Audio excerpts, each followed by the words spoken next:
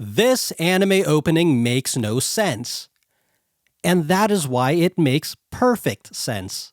Let me explain. Unless you've been living under a rock, you probably know an anime by the name of DanDaDan and its tasty opening theme. That song being Otonoke by the superstar duo of Haireta and DJ Matsunaga, who make up the group Creepy Nuts.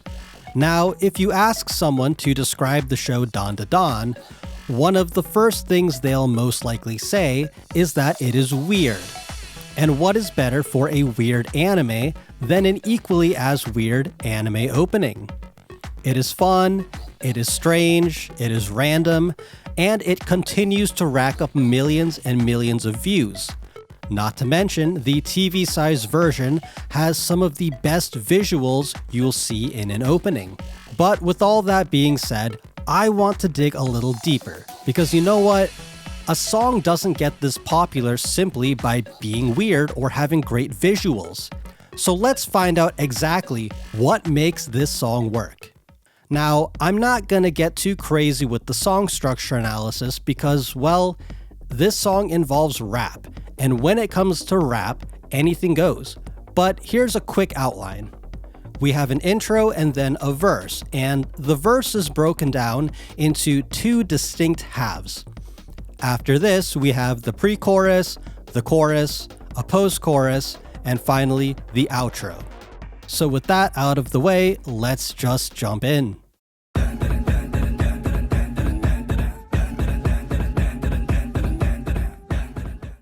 So the song begins with a simple drum beat and what sounds like a weakly played flute humming in the background. The vocalist recites the name of the anime over and over again to the beats of the kick drum. It is an interesting way to start the song, and it almost sounds like he is chanting a mantra or prayer, which makes sense if you know the context of the lyrics. So right off the bat, you get this sense of eeriness and mystery. Now, if you've watched the anime, you know that it deals with the occult and aliens and all kinds of supernatural things, so it really is a perfect way to begin the song. Now we have the verse.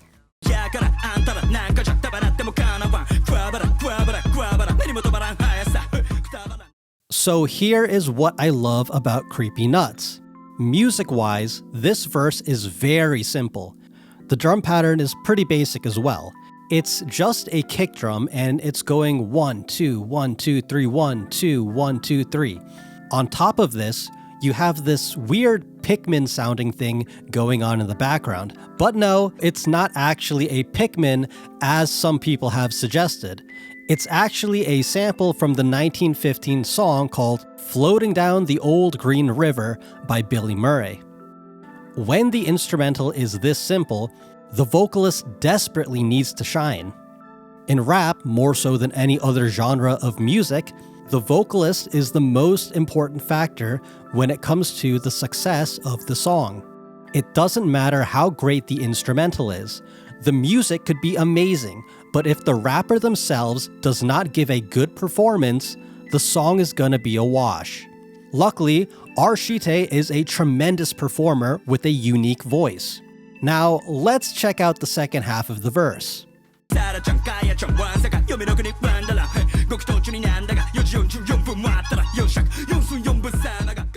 So as you can hear, Haireta changes up his flow for the second half of the verse.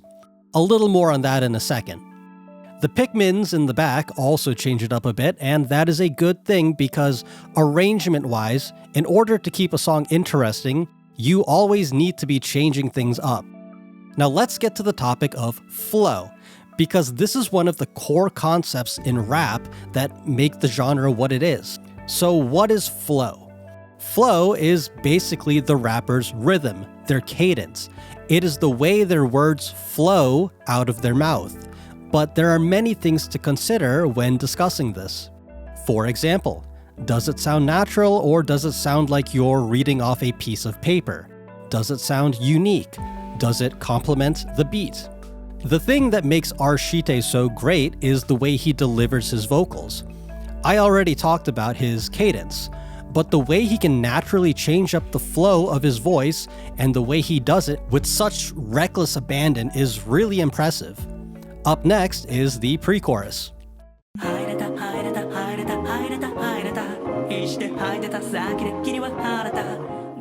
I love this switch up.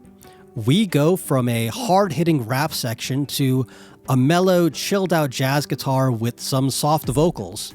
We just went from a rap concert to a cabaret lounge. Lyrically, the vocals repeat this line, Haireta, Haireta, Haireta, which really cement the theme of the song and the anime.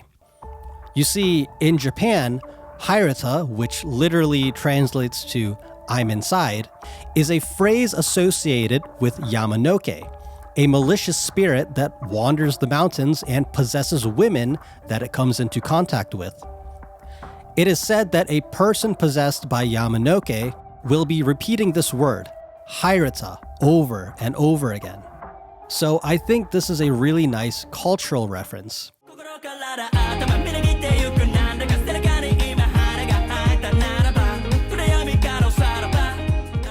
The chorus continues with the chill atmosphere of the previous section and surprisingly goes pretty hard with the guitars. There are 3 different guitar parts, including the melodic guitar riff that repeats behind the vocals. In terms of the drums, it is exactly the same as the verse, except with the added rim click, which is that clicking sound you hear.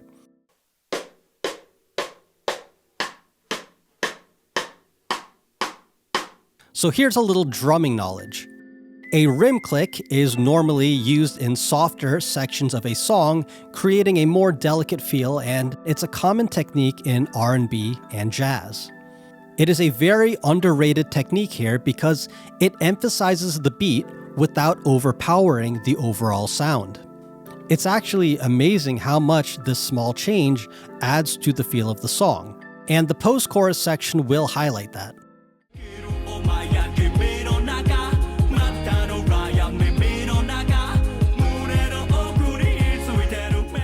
So as you can hear, they remove the rim click and it completely changes the vibe. Do you hear how different this section sounds without that little clicking sound? I also want to highlight Arshite's unique vocal style. He just has this way of sounding like he's messing around and not really taking things too seriously. The way he changes up the inflections of his voice and the way he throws in all these little random hype man noises makes him so enjoyable to listen to.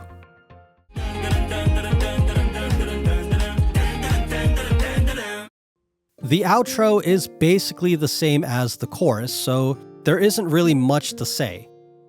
Perhaps they could have done something different or unique with it, but honestly, it's not a big deal.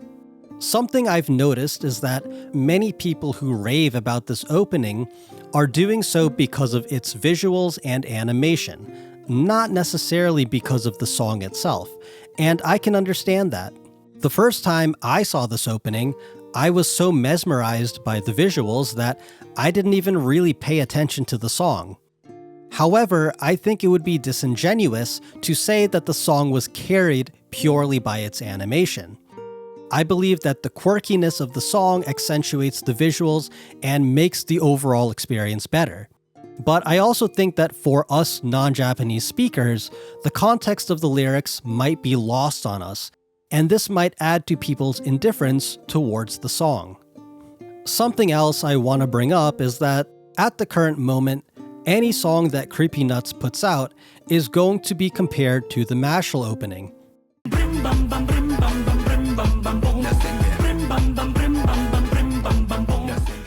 Personally, I do still prefer the Mashal opening a bit more. I think it has a better rap performance, the melody is more catchy, and overall, it's the more fun song. However, that doesn't mean Otonoke is a bad song, because I do think it's good in its own right. And I think your preference between the two songs is really going to lie in the type of vibe you prefer. If you like fun, high-energy music, you'll probably prefer Mashal's opening. If you prefer chill music with more lyrical depth, you'll probably enjoy DanDaDan's opening more. At the end of the day, we're all different, music is subjective, and our opinions on these types of things shouldn't be taken too seriously. But hey, let me know in the comments. Which song do you prefer more? And do you think that the success of DanDaDan's opening has more to do with the song or the visuals? Or maybe it's a combination of both. With that being said, if you liked the video, leave a like. If you don't like the video, leave a like, subscribe, and I'll talk to you guys next time.